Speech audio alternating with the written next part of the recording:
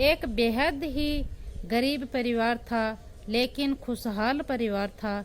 और इस परिवार के अंदर 3 सदस्य होते हैं।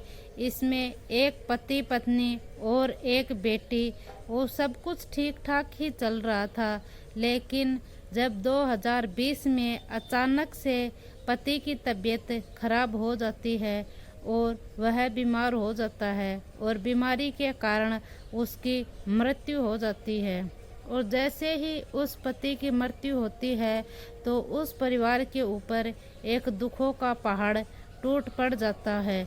और यह महिला अब सोचने पर मजबूर हो जाती है कि वह अपनी बेटी का भरण पोषण कैसे करेगी।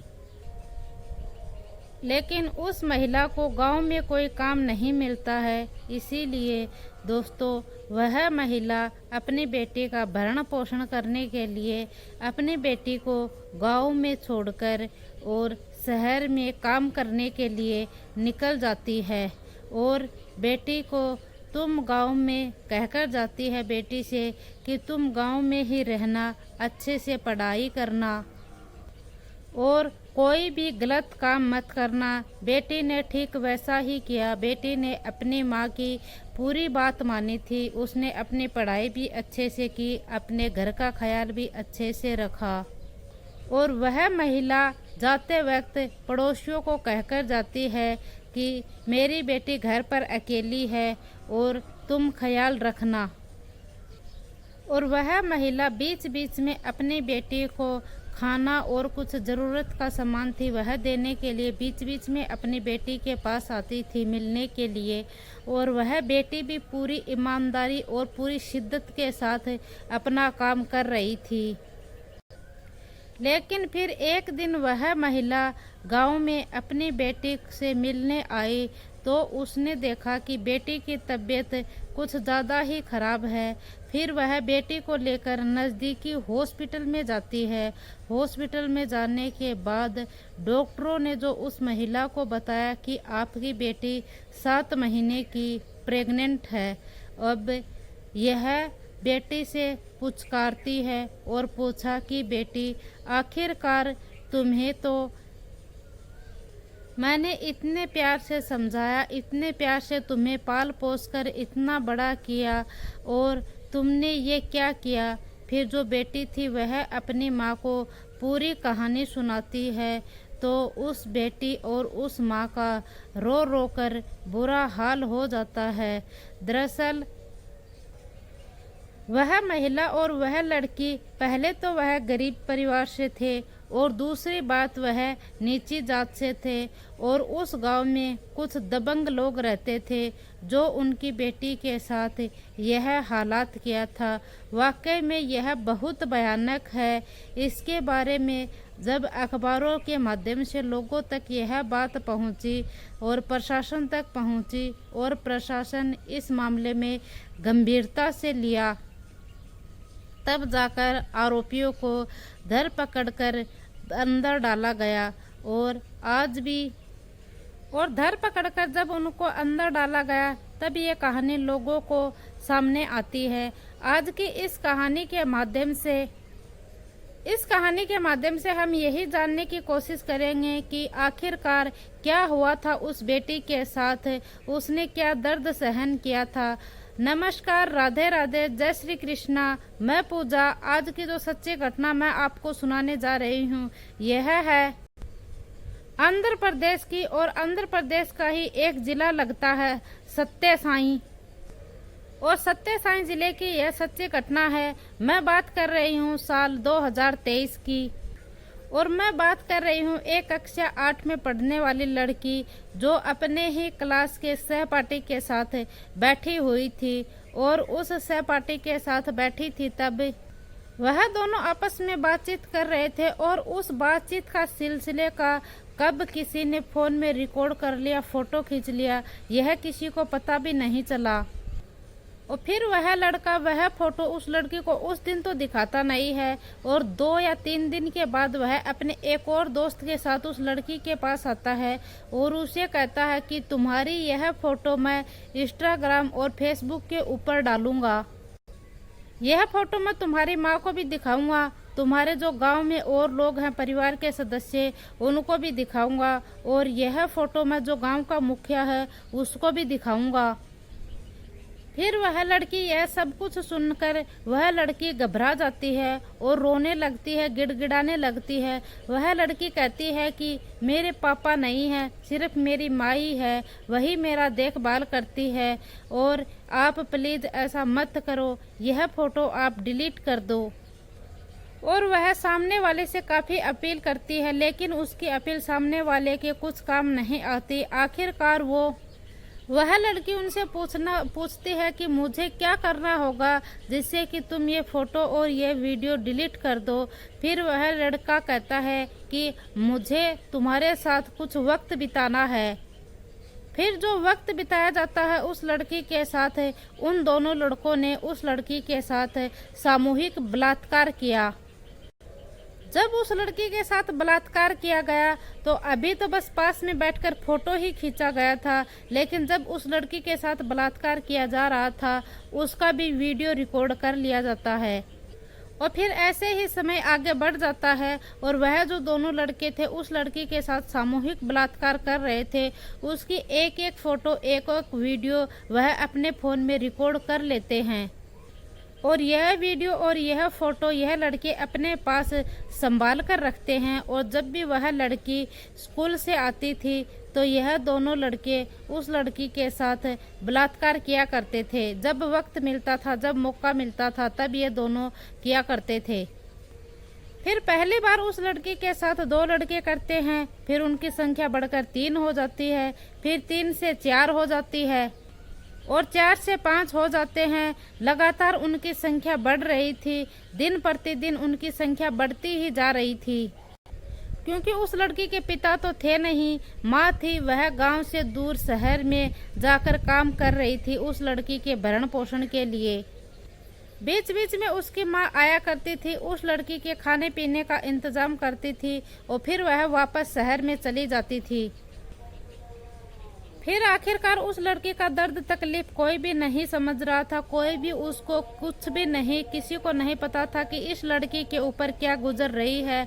आखिरकार ऐसे ही दिन आगे बढ़ते जाते हैं और उस लड़की के साथ गंदा और घिनौना कृत्य होता जाता है और लगातार उनके जो गंदा और घिनौना कृत्य कर रहे थे उनकी संख्या बढ़ रही थी। 6 थे पहले, 6 से अब 8 हो गए, 8 से 10 हो जाते हैं, 10 से 12 हो जाते हैं और लगातार इनकी संख्या दिन प्रतिदिन बढ़ती ही जा रही थी। और इस लड़की के साथ जब जिसका मन चाहे करता था उसके साथ गंदा और घिनौना काम करते थे। जब किसी का भी मन करता था वह अपने साथ लेकर जाया करता था कि कोई इसको रोकने वाला नहीं था, यहाँ पर कोई इनको टोकने वाला नहीं था। और इसी बीच इस लड़की ने काफी हाथ जोड़े, पैर जोड़े, बहुत गिड़गिड़ाए, लेकिन इस लड़की के ऊपर किसी को कुछ भी लाज नहीं आई, किसी को थोड़ी बहुत भी शर्म नहीं आई। और फिर आखिरकार यह लड़की करे तो क्या करे, ऐसे ही करते करते आगे आगे इनकी संख्या बढ़ते बढ़ते 17 हो जाती है। और इस 17 में से 3 तो नाबालिग होते हैं जो उसकी क्लासमेट होते हैं, उसके सहपाठी होते हैं, और 14 लोग थे। और बाकी जो 14 लोग होते हैं उसमें से किसी की उम्र तो 18 साल, किसी की 20 साल, किसी की 30 साल, किसी की 40 साल और किसी की 51, 18 साल से लेकर 51 साल तक के लोग उस वीडियो का विरोध कर करके उसे ब्लैकमेल कर करके उस लड़के का बलात्कार किया, क्योंकि वह लड़की विरोध करने के हालात में भी नहीं थी। और आखिरकार वह विरोध भी करती तो क्या करती, धीरे धीरे करके 2 महीने, 4 महीने, 6 महीने, 12 महीने, 15 से 20 महीने, 24 महीने का समय बीत जाता है धीरे धीरे कर कर। और ऐसे ही करके उसके साथ होता रहता है। फिर जून 2025 के यह प्रथम सप्ताह की बात है, जब उसकी माँ शहर से वापस गांव आती है तो वह अपनी बेटी का बढ़ा हुआ पेट देखती है और उस बेटी की तबीयत भी खराब हो रही थी। हालांकि उस बेटी ने माँ से छुपाने की कोशिश तो की और जैसे समय बीतता गया यह बेटी कम बोलती थी, खामोश रहती थी और उसकी माँ को तो यह भी पता नहीं था कि उसकी बेटी 2025 में तो वह स्कूल भी नहीं गई थी। फिर उस माँ ने अपनी बेटी को देखते ही वह सीधा हॉस्पिटल लेकर जाती है और क्योंकि उसकी तबीयत थी वह भी खराब चल रही थी, उसे सीधा हॉस्पिटल लेकर डॉक्टर के पास लेकर जाती है। फिर डॉक्टर उस माँ को कहता है कि तुम्हारी बेटी लगभग 7 महीने की प्रेग्नेंट है। यह सुनकर उस माँ के पैरों तले की जमीन ही खिसक जाती है और वह माँ अपनी बेटी से कहती है कि बेटी, क्या मैंने तुम्हें यह सब करने के लिए ही गांव में छोड़ा था? फिर वह बेटी अपनी माँ को आप बीती पूरी कहानी बताती है। फिर उस माँ ने यह कदम उठाया कि अब चाहे कुछ भी हो जाए, मैं अपनी बेटी को इंसाफ दिलाकर ही रहूंगी। फिर यह महिला थाने जाने की कोशिश करती है तो गांव वाले लोग हैं वह उसे रोक लेते हैं। वह कहते हैं कि जो ये 17 लोग तुम्हारी बेटी के साथ गलत काम किया था, इनमें से 1-2 लोग तो तुम्हारी कास्ट के भी हैं।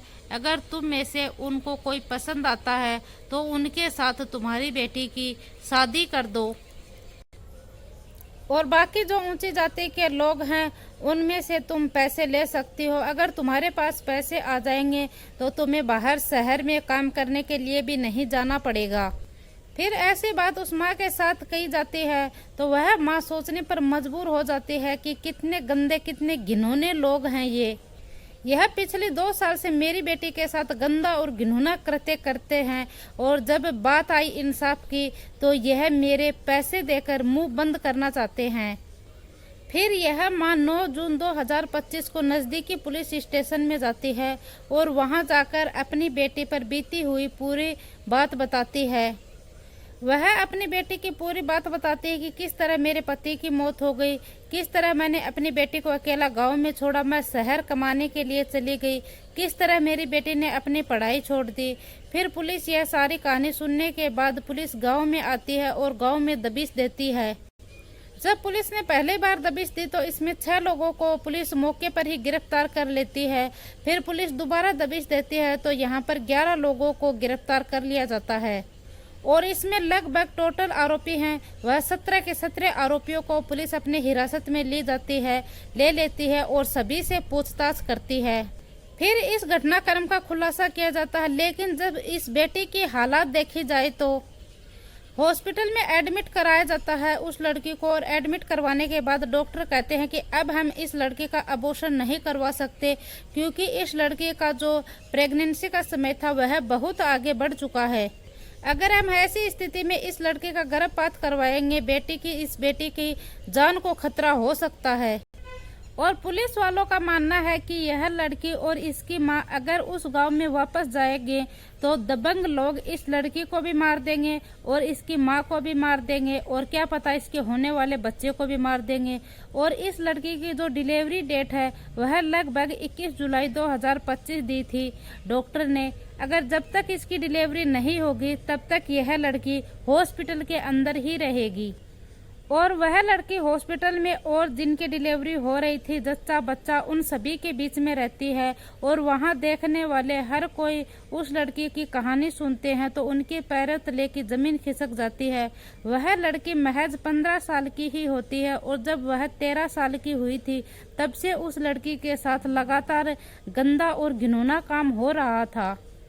और वह लड़की एक अपनी अजीब सी दिक्कत बीमारी से भी जूझ रही थी क्योंकि वह अपनी बात किसी से शेयर भी नहीं कर सकती थी। इसीलिए डॉक्टर ने उनके पास एक मनोचिकित्सक को भी छोड़ा क्योंकि जो उसके दिल की बात है वह निकाली जा सके, उसके दिल का दर्द निकाला जाए और उसको बेहतर से बेहतर इलाज दिया जाए। और साथ ही उसके माँ के भी ऐसे ही काम की बात चल रही है जिससे कि उसका भरण पोषण अच्छे से चल सके और वह वापस गाँव में न जाए।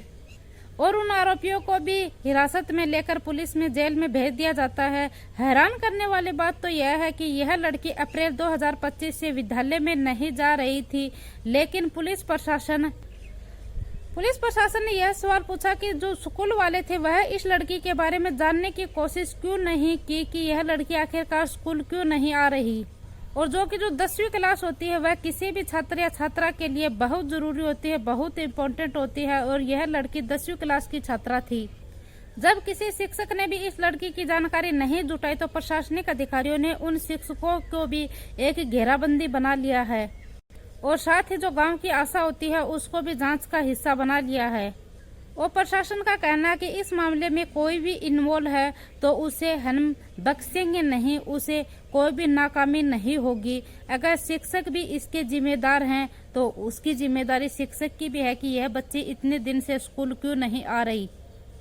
अगर शिक्षकों ने भी इसके बारे में जानने की कोशिश की होती तो इस बेटी के साथ विद्यालय से, स्कूल से ही इसके साथ गलत काम करना शुरू हुआ था पहले, और अब वह बेटी एक बच्चा करने के लिए मजबूर हो गई है। दोस्तों, इस पूरे घटनाक्रम को सुनाने का उद्देश्य किसी को दिल को ठेस पहुंचाना नहीं है, किसी को परेशान करना नहीं है, किसी को आहत करना नहीं है, बल्कि आपको जागरूक करना है। जिस तरह से इस लड़की के साथ हुआ था, ऐसे ही कहानी पता नहीं गांव-गांव, शहर-शहर में कितने ऐसे मासूम लड़की और लड़कियां होगी जिसके किसी के माता नहीं, किसी के पिता नहीं, और किसी के तो माता और पिता दोनों ही नहीं। और कितने ही ऐसे दरिंदे होंगे जो ऐसे बच्चों का फायदा उठाने की लगातार कोशिशें करते रहते हैं। अगर आपके पास या आपके आसपास कोई भी ऐसा बच्चा हो जिसके साथ ऐसा काम गंदा घिनौना करते हो रहा हो, तो आप प्लीज पुलिस को सूचना दें, गुप्त रूप से सूचना दें, जिसमें आपका भी नाम ओपन नहीं हो, और उस बच्चे की और उस बेटी की, उस लड़की की भी हेल्प हो जाए। जय हिंद, जय भारत।